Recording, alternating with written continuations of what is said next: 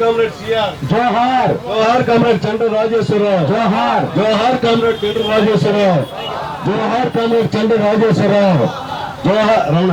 పోరాటాల ముద్దుబిడ్డ కామ్రేడ్ చంద్ర రాజేశ్వరరావు. పోరాటాలను భారత కమ్యూనిస్ట్ పార్టీ శతవార్షికోత్సవాల సందర్భంగా హాజరైనటువంటి కామ్రేడ్స్ అందరికీ ముందుగా ధన్యవాదాలు తెలియజేస్తూ మన పార్టీ జాతీయ సమితి సుదీర్ఘకాలం కార్యదర్శిగా పనిచేసి పార్టీ ఉద్యమ నిర్మాత కామ్రేడ్ చంద్ర రాజేశ్వరరావు గారు కామ్రేడ్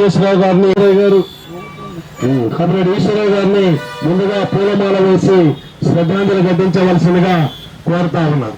జోహార్ కామ్రేడ్ చంద్రరాజేశ్వరరావు గారు, జాతీయ నాయకులు కామ్రేడ్ చంద్రరాజేశ్వరరావు గారు, ముద్దుబిడ్డ కామ్రేడ్ చంద్రరాజేశ్వరరావు గారు, జిల్లా కార్యదర్శి కామ్రేడ్ శంకర్ గారిని పూలమాల వేసి శ్రద్ధాంజలి ఘటించవలసిందిగా కోరుతా ఉన్నాను. Long live CPI, long live CPI, long live, long live, long live CPI. జోహార్ కామ్రేడ్ చంద్రరాజేశ్వరరావు, జోహార్. చంద్రరాజేశ్వరుని వీలునామా, శ్రద్ధాంజలి ఘటిస్తాను. ఆ వీరుని వీలునామా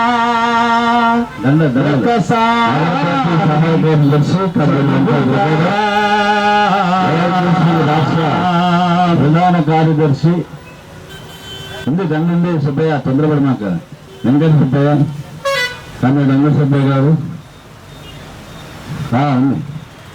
ఇక శ్రద్ధాంజలి జోహార్ కామ్రేడ్ చంద్ర రాజేశ్వరరావు, నగర పార్టీ మరో సహాయ కార్యదర్శి కామ్రేడ్ నక్రా వీరభద్రరావు.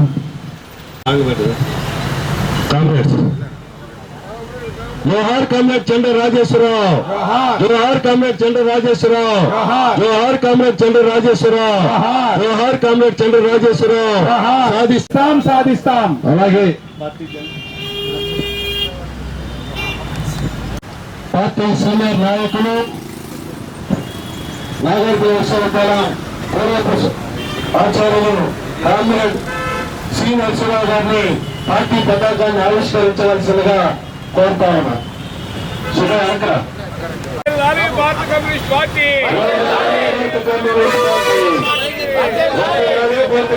పార్టీ జిందాబాద్ సిపిఐ, జిందాబాద్ సిపిఐ, సిపిఐ, భారత కమ్యూనిస్ట్ పార్టీ, భారత కమ్యూనిస్ట్ పార్టీ, భారత కమ్యూనిస్ట్ పార్టీ జిందాబాద్.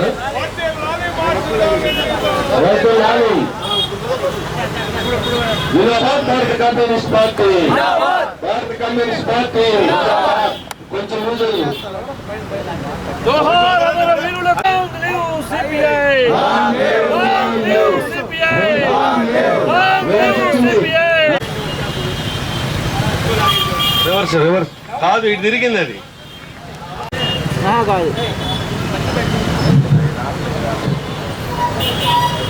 నువ్వు అత దగ్గరికి అధ్యక్ష ప్రధాన కార్యదర్శులు కామ్రేడ్ రావులపల్లి రవీంద్రనాథ్ గారు, కామ్రేడ్ వెంకట సుబ్బయ్య గారు, సిపిఐ నగర సహాయ కార్యదర్శులు కామ్రేడ్ దుర్గారావు గారు, వీరభద్రరావు గారు, అదేవిధంగా ఆంధ్రప్రదేశ్ ప్రజా 100 సంవత్సరాలు పూర్తి చేసుకొని 101వ సంవత్సరంలోకి అడుగు పెడుతున్నటువంటి ఈ సందర్భంగా నివాళులు అర్పిస్తూ పూలమాలను వేసి వారు చేసినటువంటి త్యాగాలను మరొకసారి పెద్ద ఎత్తున పోరాటాలకు పునరంకితం అవుతామని చెప్పి కామ్రేడ్ సిఆర్ గారు సాక్షిగా ప్రతినిధులతో ముగిస్తా ఉన్నాను.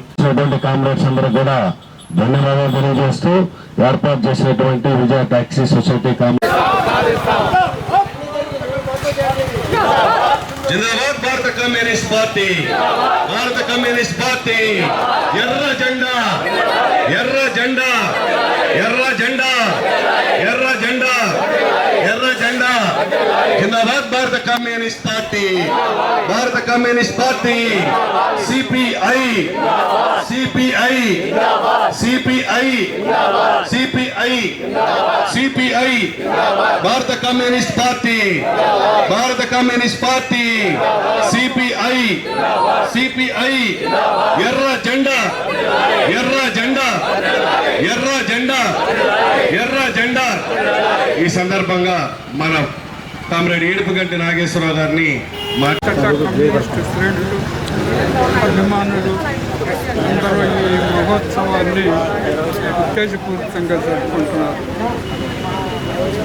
కాన్పూర్లో కొద్ది మందితో ప్రారంభమైనటువంటి కమ్యూనిస్టు ఉద్యమం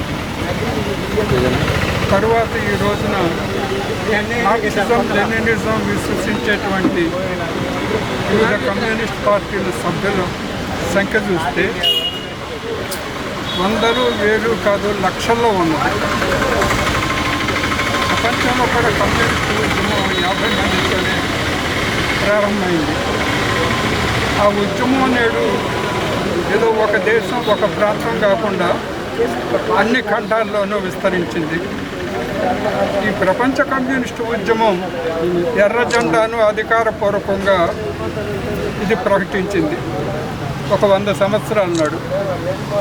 భారతదేశంలో మనకు తెలిసిన చరిత్ర మేరకు 1923లో ఎర్ర జెండా తొలిసారిగా ఆవిష్కరణ మద్రాసులో జరిగింది భారతదేశంలో.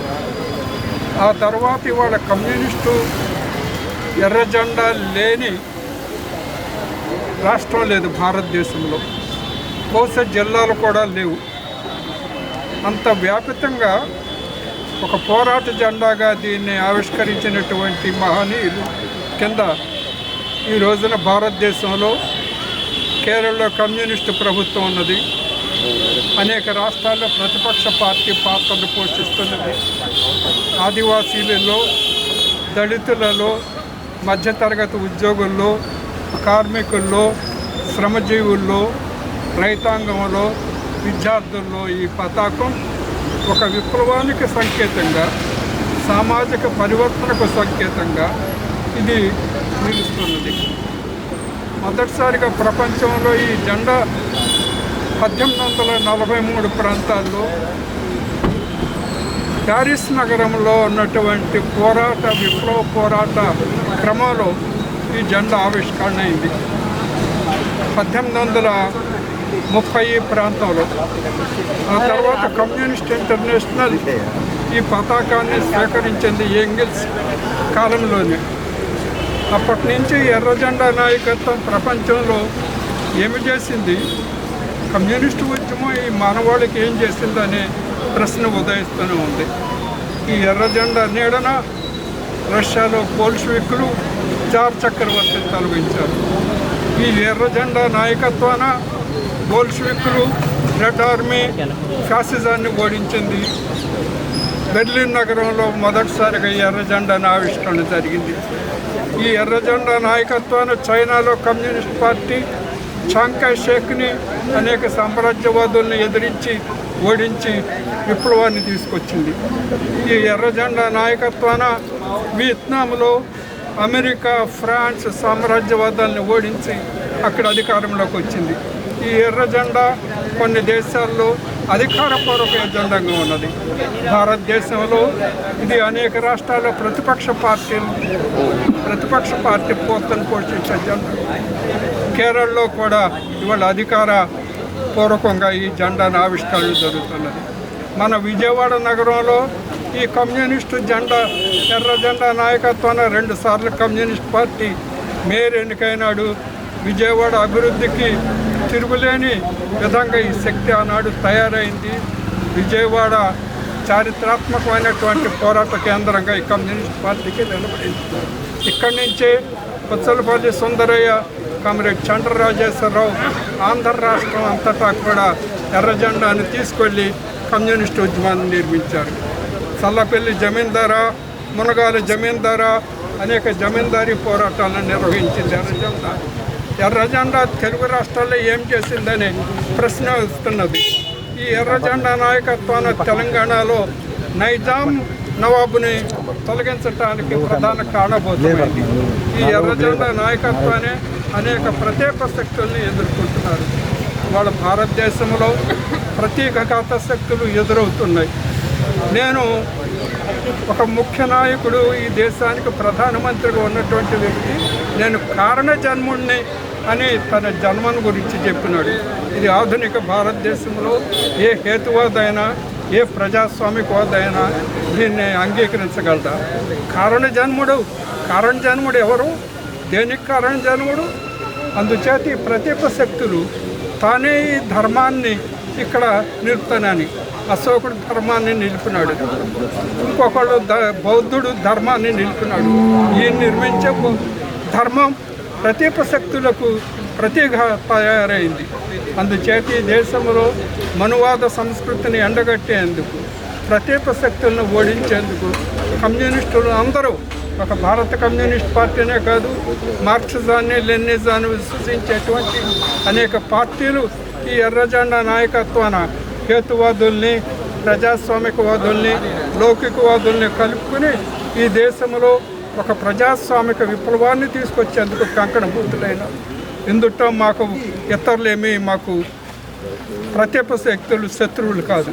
కలిసి వచ్చేటువంటి శక్తులందరినీ కూడా కలుపుకుని ముందుకెళ్ళటానికి ఈ సందర్భంలో ప్రతిజ్ఞ తీసుకున్నాం.